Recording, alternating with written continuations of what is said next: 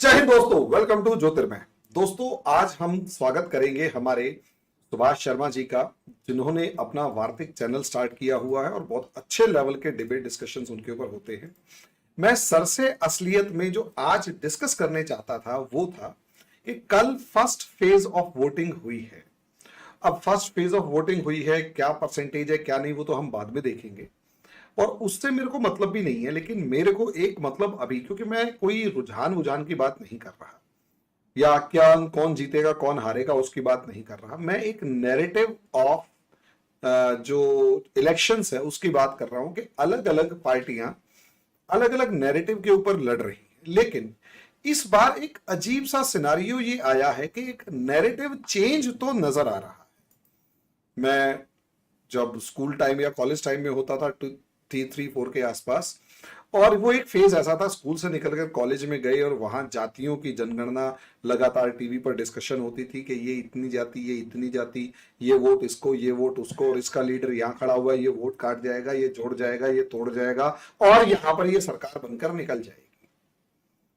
इस बार भी जातियों के डिस्कशन तो है, लेकिन वो ग्राउंड लेवल पर कितनी है मैं इस चीज को बता नहीं पा रहा।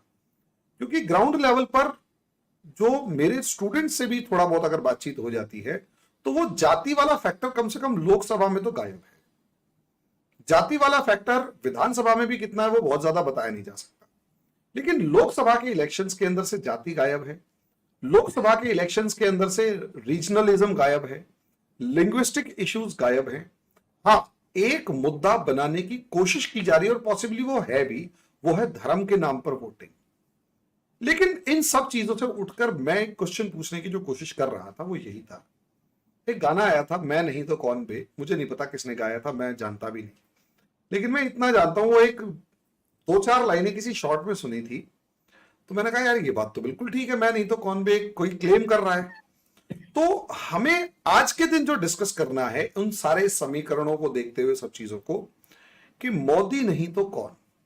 बहुत सिंपल है, बहुत सिंपल, कि मोदी जी नहीं तो कौन भाई, ये तो बता दो। कारण उसका ये है कि हम मीडिया के अंदर जो डिस्कशन देख रहे हैं, इवन सोशल मीडिया पे जो डिस्कस हो रहा है, वो मेन अपोजिशन पार्टी जो कांग्रेस है उसके बारे में डिस्कस ही नहीं कर रही। असलियत में डिस्कस हो रहा है कि केजरीवाल जेल गया हुआ है तो उसके साथ क्या हो रहा है। और मुझे ऐसा लग रहा है कि अपोजिशन इस ट्रैप में फंस गया है कि केजरीवाल जेल में बैठा हुआ है, उसके ऊपर डिस्कशन हो रहा है, सबको पता है वो नहीं जीत सकता, और जिसके ऊपर डिस्कशन होना चाहिए वो अपना जो नाम है वो मीडिया में ला नहीं पा रहा। और रही सही कसर जो उनकी पार्टी में भगदड़ मची हुई है, जैसे अभी सौरभ वल्लभ जैसे जो लोग हैं, सौरभ वल्लभ जिस तरीके से कांग्रेस छोड़कर बीजेपी में गए और उन्होंने जो, sorry I am using the word, लेकिन बाहर बीजेपी में जाते ही कांग्रेस की वाट लगा दी, जिसे हम वर्ड यूज करते हैं। अब पता नहीं उसे कोई कैसे क्या लेके जाएगा, लेकिन सच में बीजेपी इतनी आक्रामक कांग्रेस पे है या नहीं है। कांग्रेस से जो बंदे बीजेपी में गए हैं वो कांग्रेस को जरूर धो रहे हैं। आइडियोलॉजी तो सिर्फ एक ही पार्टी के पास दिख रही है, प्लानिंग एक के पास दिख रही है, यात्राएं वात्राएं जिन्होंने की वो सब फेल हो रहे हैं। सर ये है क्या? और प्रॉब्लम ये लीडरशिप क्वालिटी, विजन, सब चीजें हमारे को दिखाई नहीं दे रहा सर। बहुत इंपॉर्टेंट सवाल आपने किया, लेकिन इसके ऊपर आए इससे पहले आपको और आपके व्यूअर्स को सभी को मेरा नमस्कार और शुभकामनाएं। और आप लोगों ने जिस तरह से लोकतंत्र के इस त्योहार में सब ने देशवासियों ने हिस्सेदारी ली है, उसके लिए वाकई ये बड़ा पर्व होता है हमारे यहाँ। और जिस तरह की वोटिंग की है लोगों ने, जोश के साथ की है, विषम परिस्थितियों में जाकर की है, विषम जगहों के ऊपर जाकर की है, इसके लिए सैल्यूट सभी देशवासियों को। अब बात यह आ रही है कि देखिए, जहां तक जातिगत राजनीति की बात है, तो जातिगत राजनीति के इस पूरे के पूरे कॉन्टेक्स्ट को यदि हम ठीक से देखें, लेकिन इससे पहले कांग्रेस की जो बात है तो वो कर लेते हैं और इसमें कॉन्टेक्स्ट भी आएगा। कांग्रेस ने बेसिकली किया क्या है इस देश में, कि जो अंग्रेज चाहता था, जो ब्रिटिश हुकूमत चाह रही थी, वही कांग्रेस ने उसी परिपाटी को आगे बढ़ा दिया।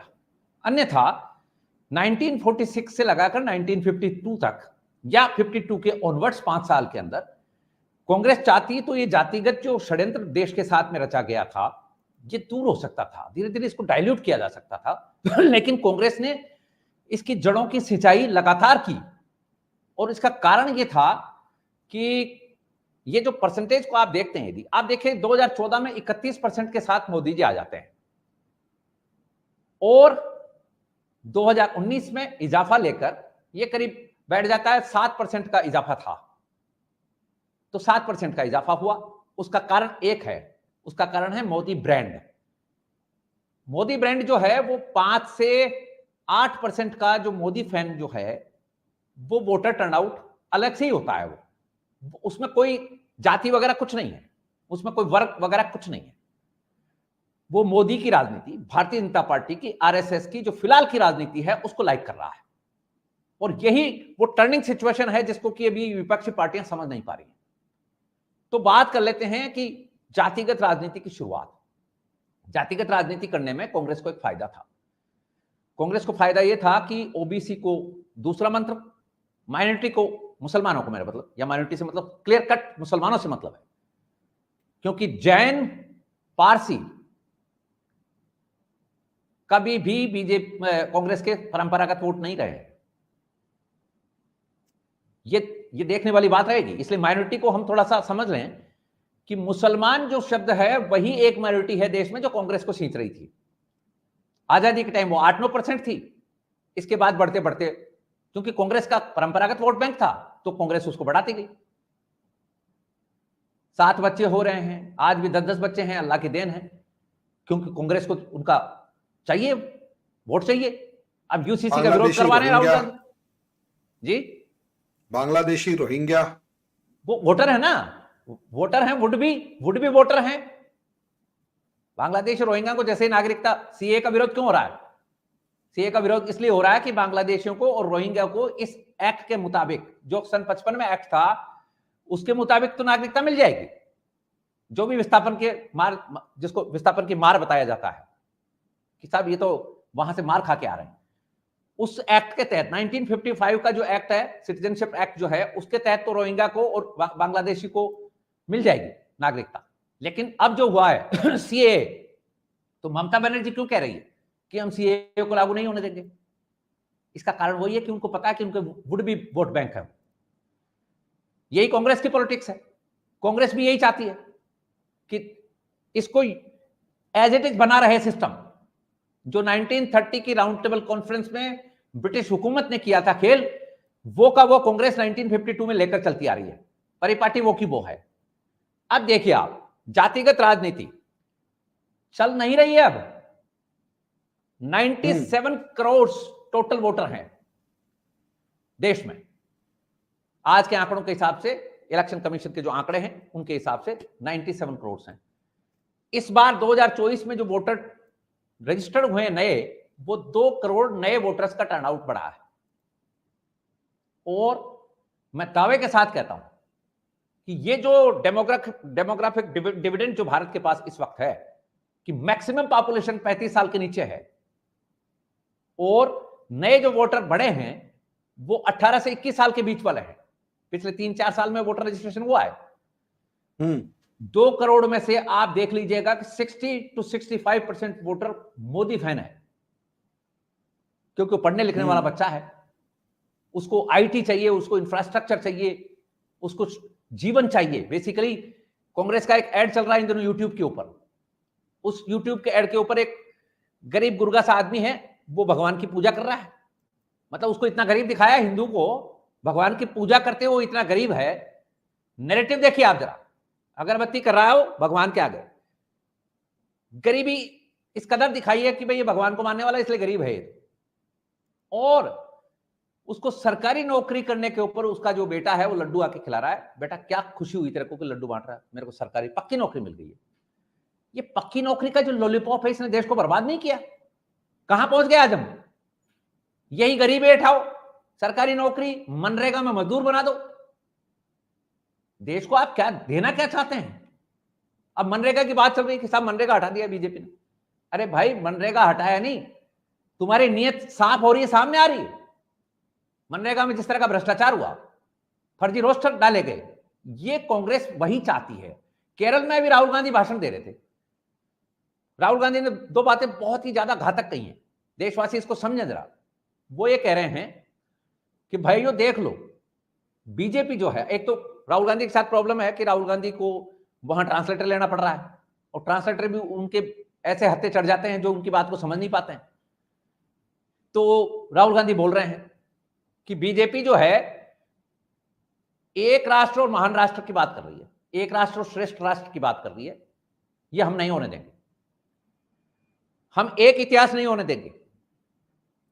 हम ये जो रीजनल भाषाएं हैं इनको खत्म नहीं होने देंगे। आप बताइए, केरल की जनता से पूछ रहे हैं राहुल गांधी, आप बताइए मलयालम भाषा को खत्म कर दिया तो आपकी माएं, बच्चों की माएं मलयालम इतिहास को किस तरह से पढ़ाएंगे? देखिए आप जरा नैरेटिव देखिए, आप कितना खतरनाक नैरेटिव है। जबकि गांधी ने या गांधी के पूर्वजों ने कांग्रेस में जो नारा दिया था वो यही नारा था, एक भारत का। लेकिन ये कांग्रेस के जो लोग हैं, इनके ये जो आजकल झंडा बरदार हैं, ये भूल गए। ये अंग्रेज की उसी चाल को वापस लागू कर रहे हैं। ये तो अंग्रेज चाहता था ना कि वर्नाकुलर सिस्टम हो। इनको कोई पूछे कि आप जरा यूके जाइए, यूनाइटेड किंगडम, यूनाइटेड किंगडम में वेल्स जो है, स्कॉटलैंड जो है, इंग्लैंड है, ब्रिटेन है, क्या अंग्रेजी नहीं चल रही है? तो वर्नाकुलर जो सिस्टम की वकालत करने वाले देश थे, अमेरिका में कौन सी और रीजनल लैंग्वेज चल रही है? कोई बताए तो सही। फ्रांस में कौन सी रीजनल लैंग्वेज चल रही है? इटली में कौन सी है? पुर्तगाल में कौन सी है पोर्तुगीज के अलावा? गुजरात 7-8 करोड़ का पॉपुलेशन का राज्य है, एक लैंग्वेज बना दी हमारे पुरोधाओं ने। मैं इसमें एक चीज कहना चाहूंगा जी कि सर, अगर है ना हम जो यूरोपियंस का एग्जांपल लेते हैं, 5-5, 7-7 करोड़ की पॉपुलेशन वाले जितने वो देश हैं, उतनी हमारे है ना एक स्टेट उससे भी बड़ा होता है ना, जिसे वो अपनी फ्रांस वाले अपनी नेशनल लैंग्वेज बोल रहे हैं, या इटली वाले अपनी नेशनल लैंग्वेज बोल रहे हैं। इटली के बराबर का हमारा है ना, वो क्या नाम है, हरियाणा और पंजाब मिला दिया जाए तो उन दोनों की पॉपुलेशन इटली के बराबर की है। और सर रियलिटी ये है, हिस्ट्री हम पढ़ते हैं, अगर ये थोड़ी सी बुद्धि लगाएं, जो भी ये बात कर रहे होते हैं कि इटली की इटालियन लैंग्वेज और ये सब चीजें, सर छोटे छोटे ये टापू टाइप के देश हैं, हमारे यहाँ कस्बे टाइप के। और मुझे एक चीज समझ में नहीं आती, इनमें और हम में फर्क सिर्फ इतना है कि हम इन लोगों ने अपनी कौन सी वाली लिपि है जो स्क्रिप्ट है वो डेवलप कर ली। सर लैटिन को ही कॉपी कर करके, लैटिन के टाइम की जो लोकल लैंग्वेजेस थी उन्होंने ही अपना उसी लैटिन की फॉर्म में लिखना शुरू कर दिया। रशियन का भी और अमेरिका का, वो ब्रिटेन का भी, वो भी उल्टा सीधा ही है, बाकी तो सब सेम ही है, स्क्रिप्ट का ही तो फर्क है। अल्टीमेटली तो ये कह रहे हैं कि भाई या तो हम यूरोप के तरह छोटे छोटे टुकड़े हो जाएं। ये देख लीजिए आप, मेरे को तो यही लग रहा है फिर। यही और कराना चाह मुझे रहे ये हैं। भी समझ में नहीं आ रहा कि हमें एक चीज, अच्छा सर मैं एक छोटी सी बात कहूंगा, मैं हरियाणा से आता हूं, बहुत छोटा सा स्टेट है वो, 3-13 में वो काउंट भी नहीं होता सर, उसमें मैं 5 लैंग्वेजेस गिना सकता हूं। यस सर मैं रोहतक वाली बेल्ट से आता हूं, हमारी है टिपिकल खड़ी बोली, टिपिकल। और वहीं अगर हम जैसे जैसे अंबाला की तरफ बढ़ते जाएंगे वहां पंजाबी है। यस उसी तरीके से अगर हम सिरसा वगैरह की तरफ जाएंगे तो वहां जो है वो रोपड़ वाली लैंग्वेज पड़ती है। और वहीं अगर हम महेंद्रगढ़ की साइड आ जाएंगे तो पूरी की पूरी बागड़ी बोली जाती है।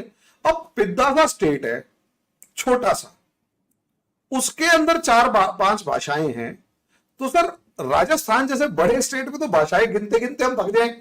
अब यही तो बात आ रही है। आप देखिए, मैंने अभी उदाहरण दिया गुजरात का, 8 करोड़ से ज्यादा की पॉपुलेशन का राज्य है।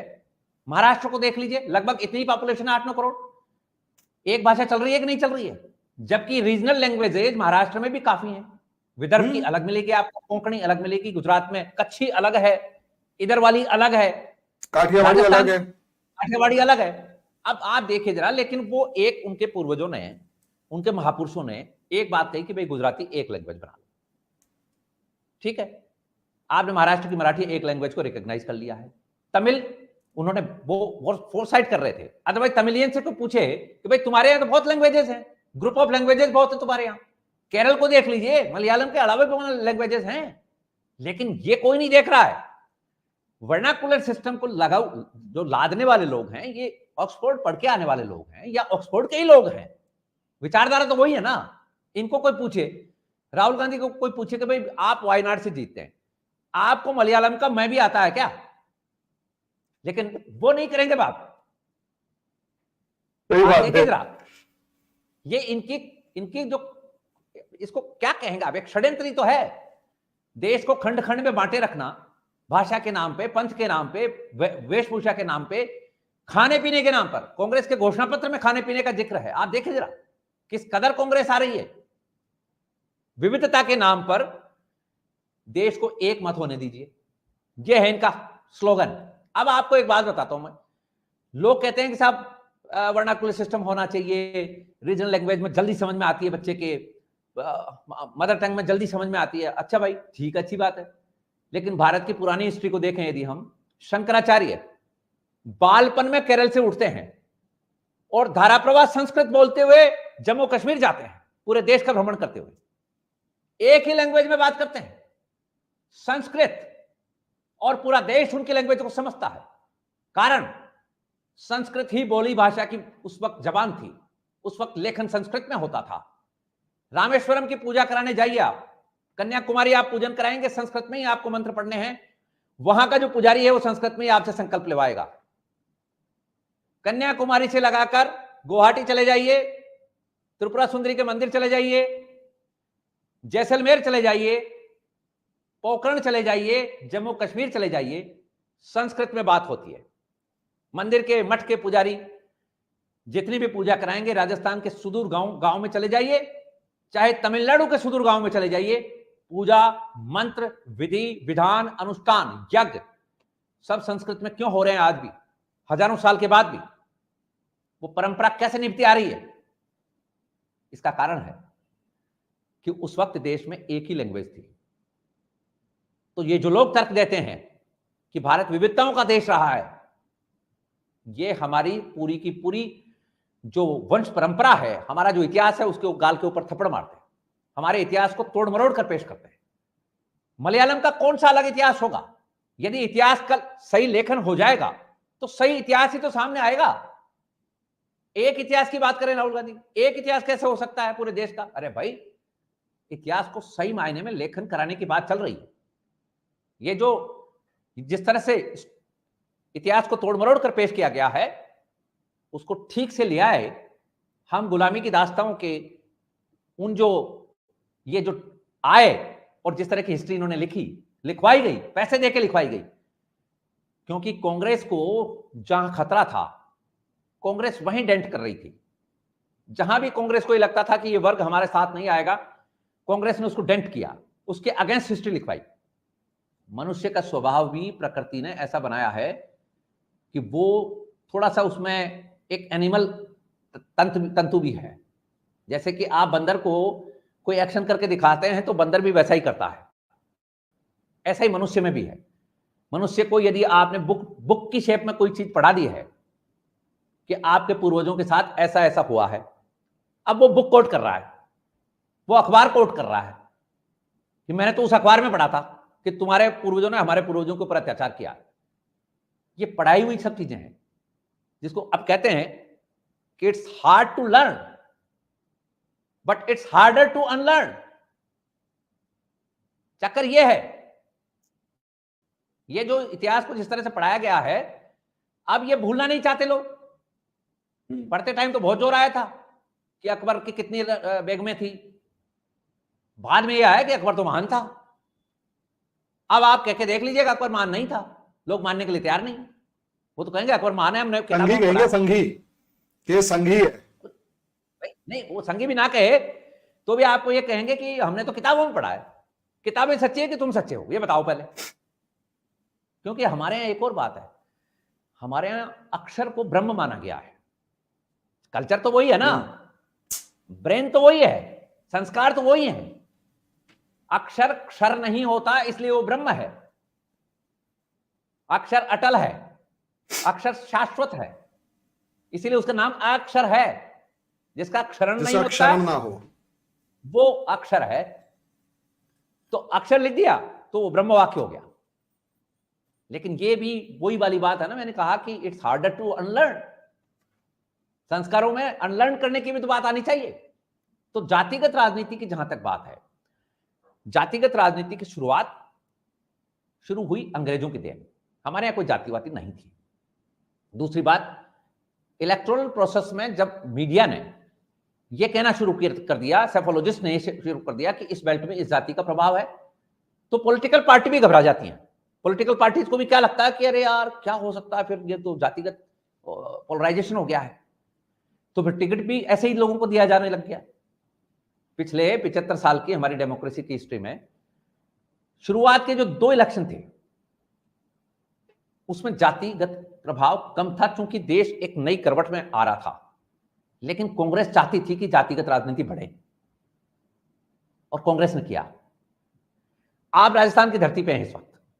राजस्थान की धरती पर यह जो राजपूत समाज था, जिसको सामंती समाज कहा कांग्रेस ने और कम्युनिस्टों ने, अत्याचारी कहा, एक्सटॉर्शन करने वाला कहा, यह जब कांग्रेस के साथ नहीं आया और जोधपुर के महाराजा उम्मेद सिंह इसको लेकर आगे बढ़े, इस कन्फेडरेशन को, उसमें जयपुर की रानी गायत्री देवी भी साथ थी, कोटा वाले भी साथ थे, राजे रजवाड़े साथ लग गए थे, और एक सेंटिमेंट था राजे रजवाड़ों के साथ भी प्रजा का।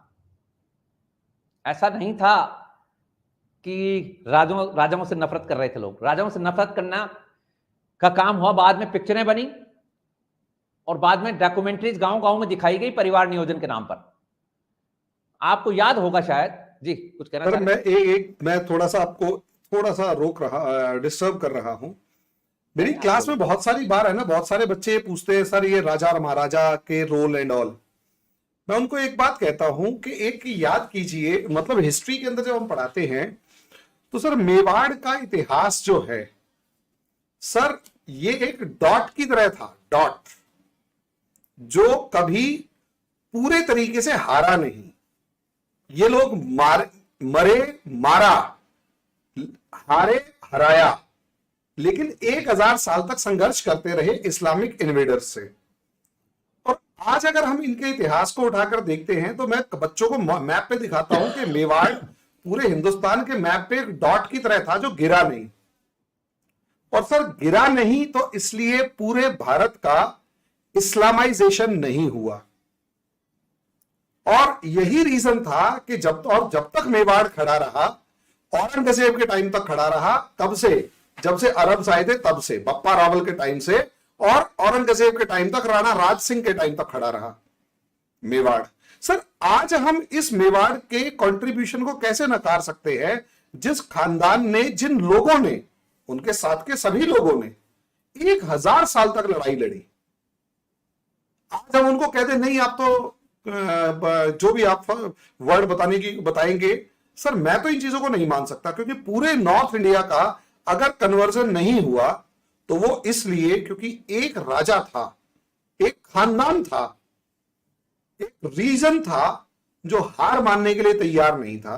वो मर रहा था, मार भी रहा था। और सर जब वो गिरे या जो कमजोर हुए, जब उन्होंने कॉम्प्रोमाइज किया, मजबूरी में सही, कैसे भी, हल्का फुल्का सही, पूरा नहीं हल्का फुल्का, तब तक शिवाजी खड़े हो चुके थे। उन्होंने तो पूरा रिवाइव करके रख दिया, उल्टी गंगा पहाड़ चढ़ा दी साहब। देखिए बात ये है, हालांकि ये आज का मतलब आप जो आज का कॉन्टेक्स्ट नहीं है, हाँ नहीं है, लेकिन कोई बात नहीं, आपने जब चर्चा छेड़ ही दी है तो very interesting, it's very interesting and इसको डील विद किया जाना चाहिए। Let me qualify. बात यहां यह आ रही है कि मेवाड़ ही नहीं साहब,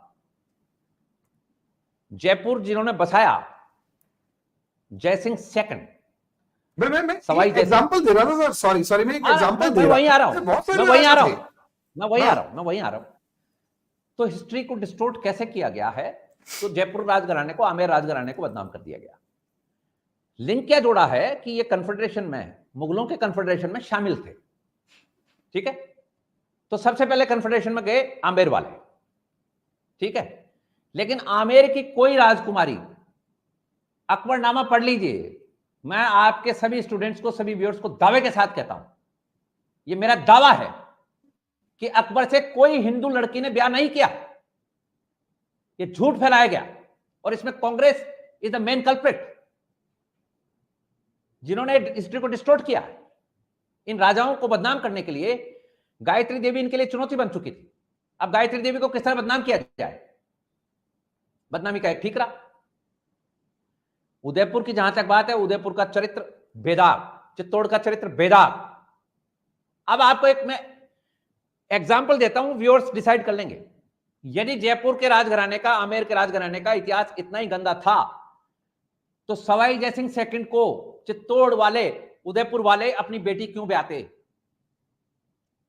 सर मैं उस चीज पे अभी नहीं जा रहा, फिर हम नहीं, किसी दिन है ना नहीं, आराम से डिस्कस लॉजिक करेंगे, क्योंकि लॉजिक बता रहा दोनों हूं। खानदान अच्छे थे सर, मैं उस चीज पे नहीं जा रहा। मैं वो नहीं मेरी कह रहा, थ्योरी थोड़ी अलग है। डिस्टोर्टेड हिस्ट्री उदयपुर वालों के साथ भी जोड़ी ना इन्होंने। आप देखो ना जरा, उदयपुर वालों को बख्शा नहीं है इन्होंने। लेकिन ये सारे घराने उस एंटी रिजीम के बावजूद, आपको पता औरंगजेब के टाइम में ये सारे मिले हैं।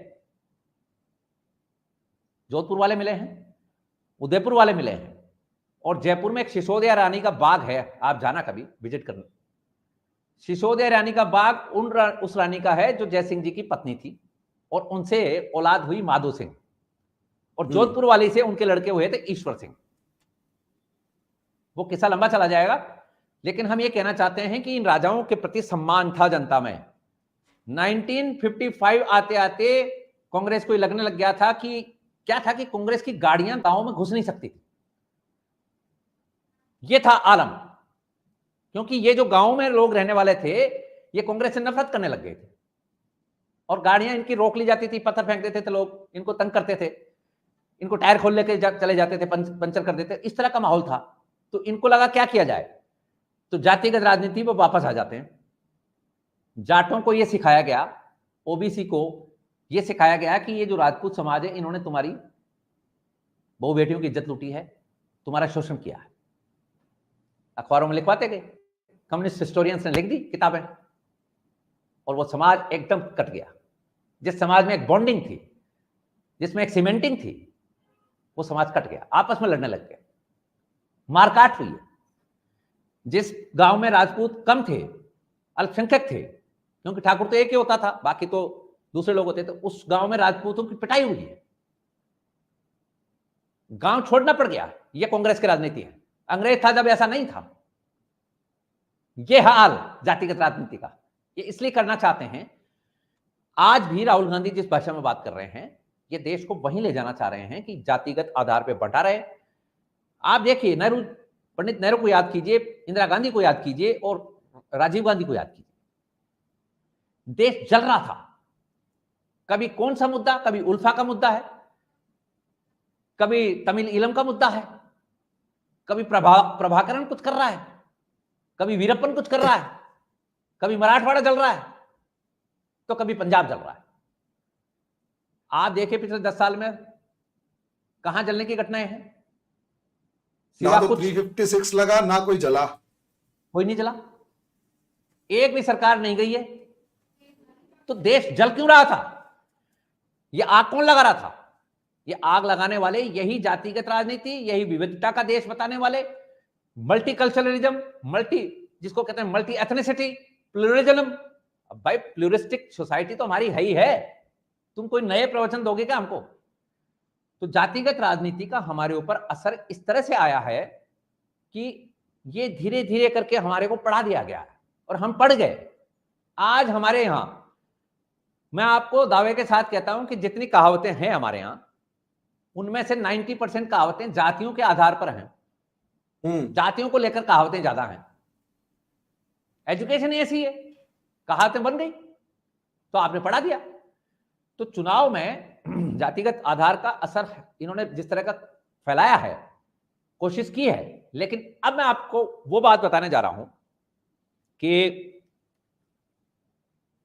जो 7-8% का ये जो अलग चंक बन गया है ना, जो समझ गया है राजनीति को कि देश को कहां जाना चाहिए। भाई बाकी तो कार्डर बेस्ड वोटर्स ही हैं, कांग्रेस के भी हैं और बीजेपी के भी हैं। 2014 की बात करें तो 31% वोटिंग हुई बीजेपी की, एनडीए की, मतलब यूपीए की, कांग्रेस की। अब तो इंडिया अलायंस में ज्यादा पार्टियां हैं, पहले यूपीए की हम गिना रहे हैं। 19.34 ये वोट टर्नआउट था 2014 में। 2019 में ये वोट टर्नआउट बढ़ा और एनडीए को 37-38% पे आ गया गणित। कांग्रेस का वोट परसेंट बढ़ा लेकिन 0.17 बढ़ा, लेकिन सीटें कम हो गई। कारण क्या हुआ इसका?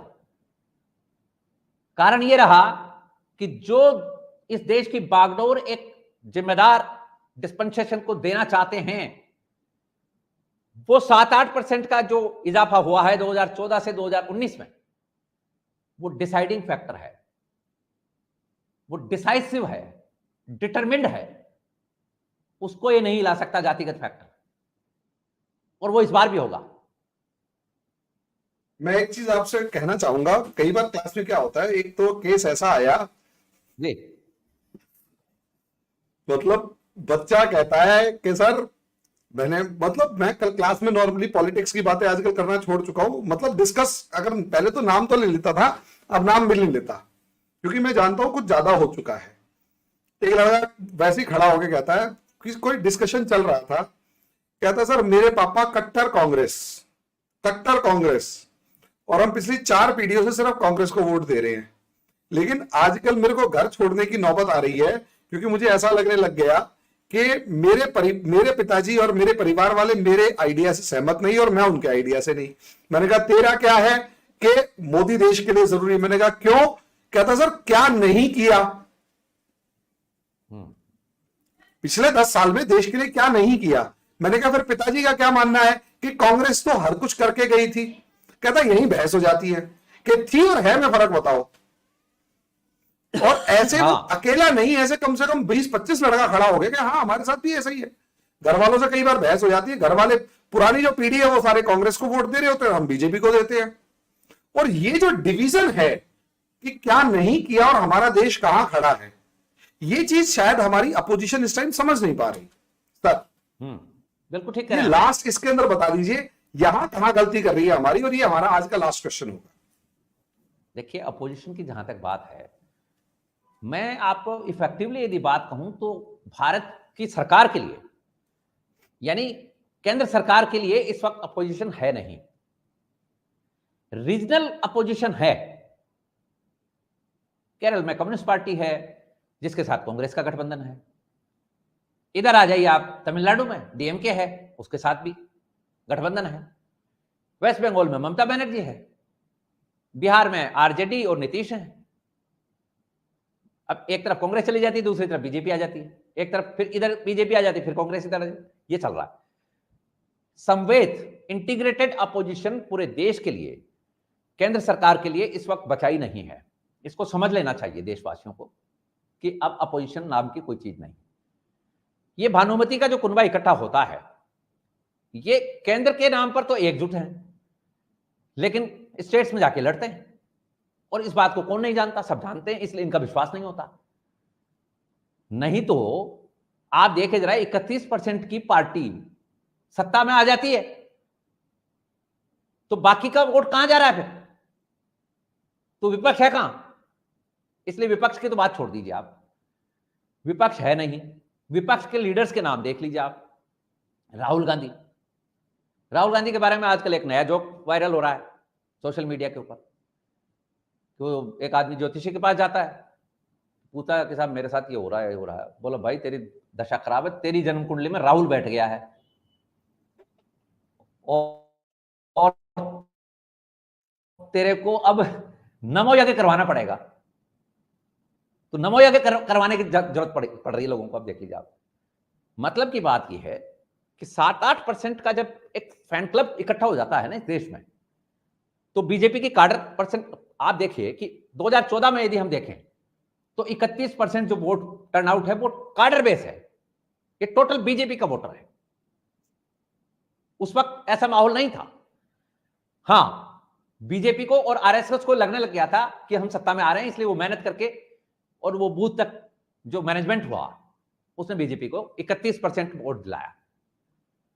हम यहां यह कहना चाहते हैं कि 31% लेने के बाद ये इजाफा हुआ 7-8% का, ये कहां से आया? ये इस बार और बढ़ने की उम्मीद नजर आ रही है। 18 से 25 की उम्र का जो व्यक्ति है, 2014 में जो व्यक्ति 15 साल का था, वो आज 25 का हो चुका। वो 2014 से जो 2015 से जो काम देख रहा है उसके ऊपर मोदी की छाप है। 18 वर्ष का जो नया युवान मतदाता बना है वो ये देख रहा है कि ये मोदी जो है ये आदमी ठीक है, ऐसा ही होना चाहिए। इसके बाद योगी की भी आप देख लीजिए, फैन फॉलोअरशिप बढ़ी है। इसका कारण क्या है? एक्शन, काम। जब योगी के बारे में आप सोशल मीडिया पे जाते हैं हरिमोहन जी, तो ट्रेंड ही दूसरा नजर आता है कि योगी की फैन फॉलोअरशिप और भी ज्यादा, जिसको कहते हैं फ्लैम्बॉयंस, के साथ में है। कारण क्या है? कि देश का युवा चाहता यह है कि साहब एक्शन हो, प्रॉपर काम हो। अब वो जो घिसी-पिटी जनरेशन थी ना, जो ये सोच रही थी कि कांग्रेस ने हमको जमीन दे दी, कांग्रेस ने हमको रिजर्वेशन दे दिया, बाहर आ गए वो लोग। They are irrelevant now. वो फैक्टर्स अब ज्यादा काम नहीं कर रहे हैं। और 35% का, 35 साल की उम्र तक का जो इस वक्त पॉपुलेशन है, वो डिसाइडिंग फैक्टर है। तो इसमें आपने जो कहा कि मोदी नहीं तो कौन, तो कौन तो कोई सामने नजर ही नहीं आ रहा है। इंदिरा गांधी एक बार, हम तो कंफ्यूज है। कौन तो कंफ्यूज है। इंदिरा गांधी एक बार, हरिमोहन जी एक किस्सा सुना देते हैं व्यूअर्स को। इंदिरा गांधी एक बार यूएस गई थी, उनके साथ में दिनेश सिंह भी गए थे। दिनेश सिंह उन दिनों विदेश मंत्री हुआ करते थे।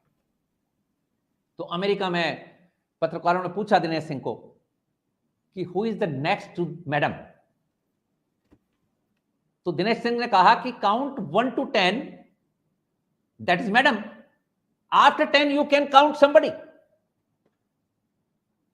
Up to 10 only madam is there.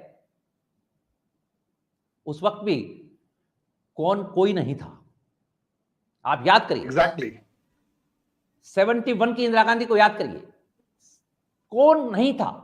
जो आज आपने टाइटल दिया है कौन, इंदिरा गांधी के सामने भी कौन नाम की कोई चिड़िया नहीं थी। इनको भी इकट्ठे होना पड़ा, कांग्रेस के चंकाए, चरण सिंह, मोरारजी देसाई, ये कांग्रेसी थे। ये तो पुराने कांग्रेसी थे ना। राजनारायण कौन थे?